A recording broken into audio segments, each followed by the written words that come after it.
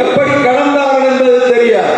நீங்க பவுலப்போஸ்தலனுடைய அனுபவத்தை எழுதும் போது அநேக தரம் கப்பல் பிரயாணத்திலே சேதத்தை அனுபவித்தேன் என்று சொல்லுகிறார். கப்பல் பிரயாணம் என்பது இன்றைய போல அன்றைக்கு ரேடார்கள் அல்லது வெளிச்சங்கள் எல்லா விதமான காரியங்கள் நிறைந்ததாக காணப்படாது. அன்றைக்கு பகலிலே சூரிய வெளிச்சம் அடிக்கும், இரவு நேரத்திலே சந்திரனை பார்த்துதான் அவள் திசை செலுத்தி போக வேண்டும்.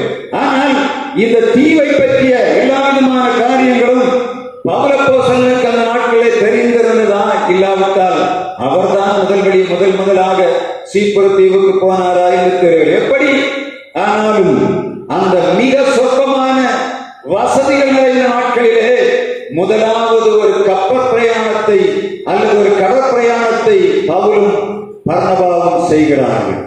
சுவிசேஷத்து நிமித்தமாக எல்லா விதமான சுக துக்கங்களை மறந்து ஆண்டவருடைய சுவிசேஷம் அறிவிக்கப்பட வேண்டும்.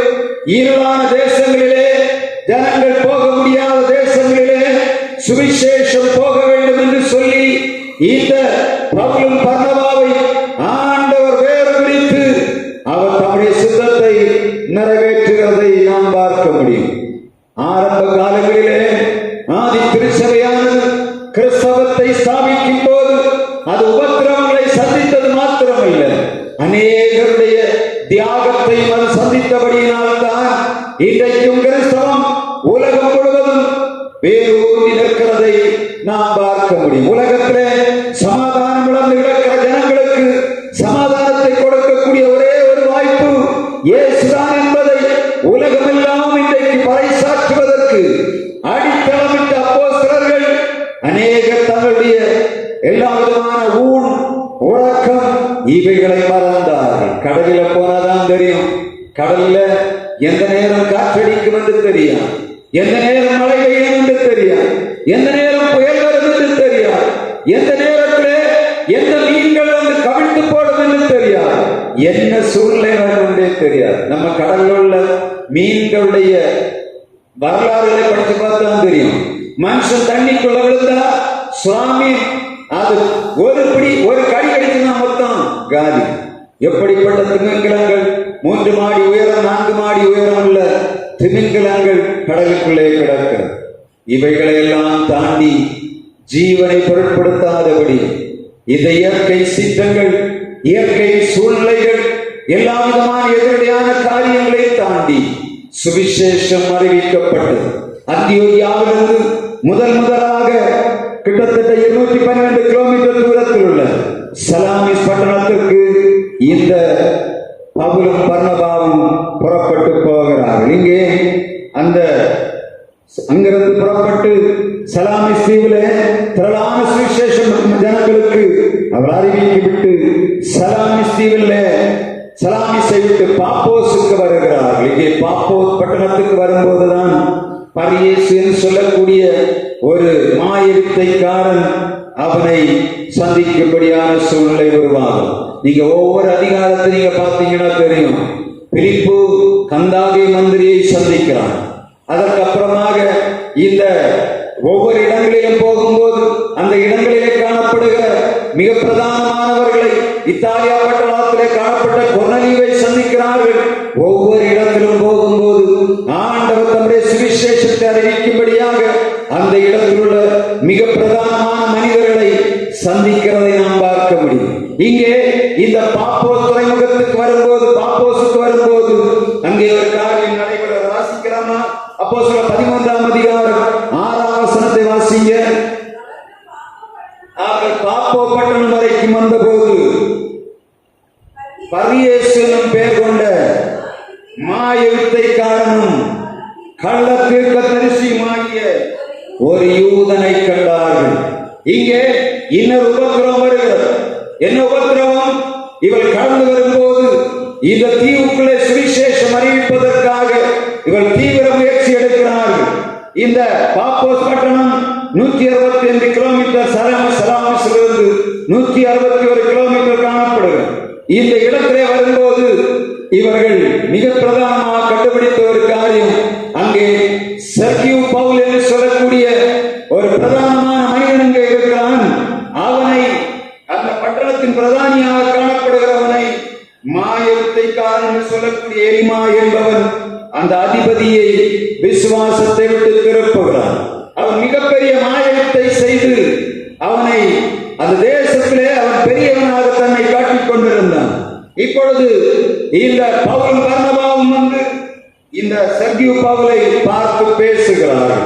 இவன் பேசும்போது இந்த பரியேசு என்று சொல்லக்கூடிய எலிமா என்பவன் சுவிசேஷத்தை ஏற்றுக்கொள்ள விடாதபடி அவனை தடை பண்ணுகிறான். இப்பொழுது அந்த இடத்திலே ஒரு அதிசயத்தை ஆண்டவர் செய்ய வேண்டியதாக இருந்தது. வாசிக்கலாம் 13ஆம் அதிகாரம் 7ஆம் வசனம்.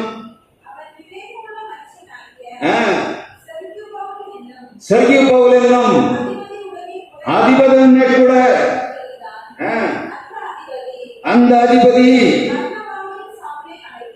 அழைப்பித்து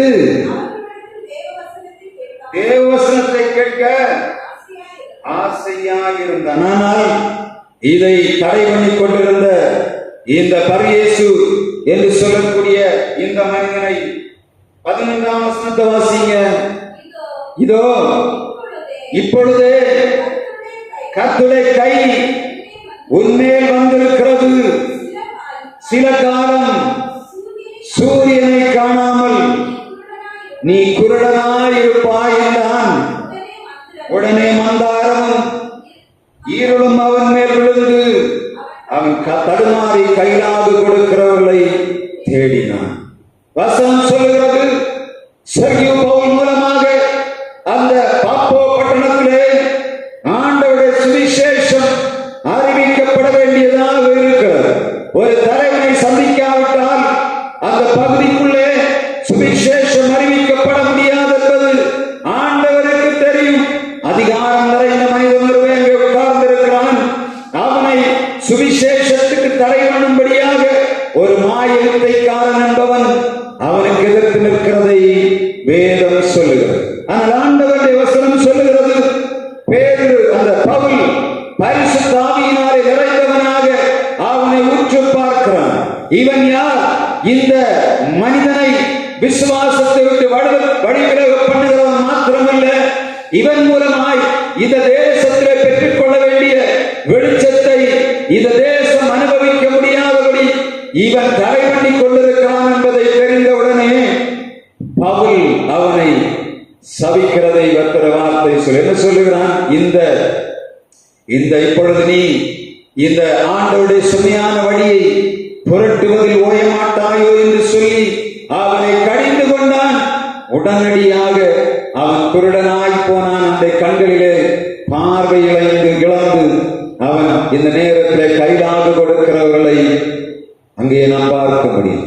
கர்த்தருடைய வசனம் விருத்தி அடையும்படியாக அந்த பகுதியில் ஜனங்கள் ஆண்டவருடைய சுவிசேஷத்தை ஏற்றுக்கொள்ளும்படியாக சவுலை கொண்டு, இந்த பவுலாகிய சவுலை கொண்டு இந்த சுவிசேஷத்துக்கு எதிராக கிரியை செய்து கொண்டிருந்த அதே பவுலை கொண்டு ஆண்டவர் அந்த இடத்திலே ஒரு அதிசயத்தை நிகழ்த்துகிறதை நாம் பார்க்க முடியும். இப்பொழுது அந்த செர்கியு பவுல் ஆண்டவரை ஏற்றுக்கொள்கிறான். சுவிசேஷத்தை ஏற்றுக்கொண்டு இப்பொழுது அவன் ஏற்றுக்கொண்டவுடனே திரளான தூதர்கள் யூதர்கள் கூடிவிட்டார்கள். இப்பொழுது அவன் செய்யக்கூடிய காரியம் ஜனங்கள் கேட்கிறார்கள். எல்லாம் வாசித்து முடிந்தாயிற்று. நியாயப்பிரமாண புஸ்தகம் வாசித்து விட்டோம், தீர்க்க தரிசன புஸ்தகம் வாசித்து விட்டோம். இப்பொழுது இந்த ஜனங்களுக்கு எதையாவது செய்து கொடுக்க முடியுமா, சரி கொடுக்க வேண்டுமா என்று அந்த யூதர்கள் கேட்கும் போது பவுலும் பர்னபாவும் எழும்புகிறார்கள். பவுல் சுவிசேஷத்தை அறிவிக்க ஆரம்பிக்கிறான். 13ஆம் அதிகாரம் 16ஆம் வசனத்திலிருந்து அவன் வசனம் சொல்லுகிறது, அப்பொழுது பவுல் எழுந்து நின்று ஆண்டவருடைய சுவிசேஷத்தை அறிவிக்க ஆரம்பிக்கிறான். நியாயப்பிரமாண புஸ்தகம் வாசிக்கப்படுகிறது. அதிலே சொல்லப்பட்ட இயேசுவை அவர்கள் ஏற்றுக்கொள்ளவில்லை யூதர்கள். தீர்க்க தரிசன புஸ்தகம் வாசிக்கப்படுகிறது. அந்த தீர்க்க தரிசன புஸ்தகத்திலே சொல்லப்பட்ட இயேசுவை இவர்கள் ஏற்றுக்கொள்ளவில்லை. இப்பொழுது சரியான நேரம் பார்த்து அவன் யூதர்கள் அவனுக்கு அனுமதி கொடுத்தவுடனே அவர்கள் வாசித்த அந்த புஸ்தகத்தை வைத்து அவர்களுக்கு சுவிசேஷத்தை செய்யும்படியான வாய்ப்பை சவுல் என்று சொல்லக்கூடிய பவுல் அப்போஸ்தலன் உருவாக்குகிறான். பவுல் மிகவும் புத்திசாலி, மிகவும் படித்தவன் மாத்திரமல்ல, எந்த நேரத்துல எப்படி சுவிசேஷத்தை ஆரம்பிக்க வேண்டும் என்று சொல்லக்கூடிய மிகப்பெரிய ஞானம் நிறைந்தவர். அப்போஸ்தலர் நடவடிக்கையின் அடுத்து தொடர்ந்து பவுலுடைய ஊழியத்தை நாம் பார்க்க போகிறோம்.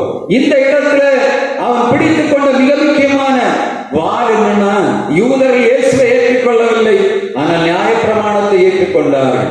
யூதர்கள் தீர்க்கதரிசியாய் இயேசுவை ஏற்றுக்கொள்ளவில்லை, ஆனால் தீர்க்க தரிசனத்தை நம்பினார்கள். எனவே அவன் பிரசங்கிக்க ஆரம்பிக்கிறான். எதை பிரசங்கிக்கிறான்? நியாயப்பிரமாணம் எப்படி கொடுக்கப்பட்டது? மோசேயின் மூலமாக இஸ்ரவேல் ஜனங்களுக்கு கொடுக்கப்பட்டது. ஆபிரகாமின் சந்ததியிலே வந்த தாவீதின் சந்ததியிலே இயேசு பிறந்தார் என்பதை, நியாயப்பிரமாணத்திலே சொல்லப்பட்டவர் இயேசு கிறிஸ்தான் என்பதை அவர்களுக்கு அறிவிக்க வேண்டியதாக இருந்தது. அதை போல எல்லா தீர்க்கதரிசிகளும் இந்த சொன்னது போல இவன் தாவீதும் தீர்க்க தரிசனம் உரைக்கிறான். எப்படி அவருடைய ராஜ்யத்திலே ஒருவரை எழும்ப பண்ணுவார், சந்ததியிலிருந்து ஒருவரை எழும்ப பண்ணுவார் என்று தீர்க்க தரிசனம் உரைத்தான். அந்த தீர்க்க தரிசனத்தை நீங்கள் வாசித்தீர்கள், ஆனால் இயேசுவையோ விட்டுவிட்டீர்கள். அவர்தான் யார்? கிறிஸ்து. அவர்தான் இரட்சகர் என்று சொல்லி சுவிசேஷம் அறிவித்தவுடனே அங்கே இரண்டு கூட்டம் எழும்புகிறது. இந்த சத்தியத்தை யூத திருச்சபையிலே சினகாகிலே அறிவிக்கிறான். அடுத்த வாரத்திலே சொல்லுகிறார், பிரஜாதிகள் அடுத்த வாரத்தில் நீங்கள் வந்து எங்களுக்கு சுவிசேஷம் அறிவிக்க வேண்டும். யூதர்களுக்கு அறிவிக்கப்பட்ட சுவிசேஷம், இயேசு கிறிஸ்துவை ஏற்றுக்கொண்ட யூதர்களுக்குள்ளே அறிவிக்கப்பட்ட சுவிசேஷம் இப்பொழுது பிரஜாதிகள் மத்தியிலே போகும்படியான வாய்ப்பு உருவாகுது. அப்போஸ்தலர் 13ஆம் அதிகாரம் 41ஆம் வசனம் வரையிலும் நான் இந்த பவுலப்போஸ்தலன் கொடுத்த அந்த சுவிசேஷத்தை உங்களுக்கு ஒரு சாட்டாக சொன்னேன். 42ஆம் வசனத்திலிருந்து அங்கே பிரஜாதிகள் மத்தியிலே சுவிசேஷம் அறிவிக்கும்படியான வாய்ப்பு உருவாகிறது. இரண்டாவது அடுத்த வாரத்திலே அவர் சுவிசேஷத்தை அறிவிக்கிறார்கள். இப்பொழுது திரளான ஜனங்கள் ஆண்டவரை ஏற்றுக்கொண்டார்கள். திரளான ஜனங்கள் கூடினபடியினாலே யூதர்கள் திரும்பவும் இவர்கள் மேல் திரும்ப பிராது பண்ணி அவர்களை துரத்தி விடுகிறார். வசனம் சொல்லுகிறது, 52ஆம் வசனம் நினைக்கிறேன். அப்பொழுது சீடர்கள் இவர்கள் துரத்தி விடும்போது பர்னபாவும் பவுலையும் துரத்தி விடுகிறார்கள். இவர்கள் கால்களிலே படிந்த தூசியை உதறிவிட்டு வெளியே அடுத்த பகுதியாய் இக்கோனியாவுக்கு போகிறார்கள். வசனம் சொல்லுகிறது, ஏற்றுக்கொண்டவர்கள் பிரஜாதிகள் ஆண்டவருடைய சந்தோஷத்தை அனுபவித்தார். 52ஆம் வசனத்தில் சீடர்களுக்கு சந்தோஷம் மிகுந்த மகிழ்ச்சி உண்டாயிருந்தது என்று வேதம் சொல்லுகிறது. ஆனால் ஏற்றுக்கொள்ளாத யூதர்களோ அவர்களை துரத்தி விட்டார். இயேசு சொன்னார், ஒரு பட்டணத்திலே உங்களை ஏற்றுக்கொள்வார்கள் என்று சொன்னால் அவர்கள் தங்கி இருக்க சொல்லுகிற நாட்கள் வரையிலும் தங்கி இருங்கள். அவள் கொடுப்பதை புசியுங்கள், அவள் கொடுக்கிறதை குடியுங்கள். எவ்வளவு நாட்கள் உங்களுக்கு சுவிசேஷத்துக்கு திறந்த வாசல் இருக்கிறதோ அதுவரையிலும் சுவிசேஷம் அறிவியுங்கள். எப்பொழுது இந்த ஜனங்கள் உங்கள் எந்த பட்டணத்தார் உங்களை ஏற்றுக்கொள்ளவில்லையோ அந்த பட்டணத்திலே உங்கள் கால்களிலே படிந்த தூசியை உதறிவிட்டு வெளியே வாருங்கள். நியாய தீர்ப்பின் நாளிலே சோதோம் கொமோரா பட்டணத்துக்கு நேர்ந்ததை பார்க்கலும் மிகவும் அதிகமான உக்கிரம் மேல் வைக்கப்படும் என்று சொன்னார். இந்த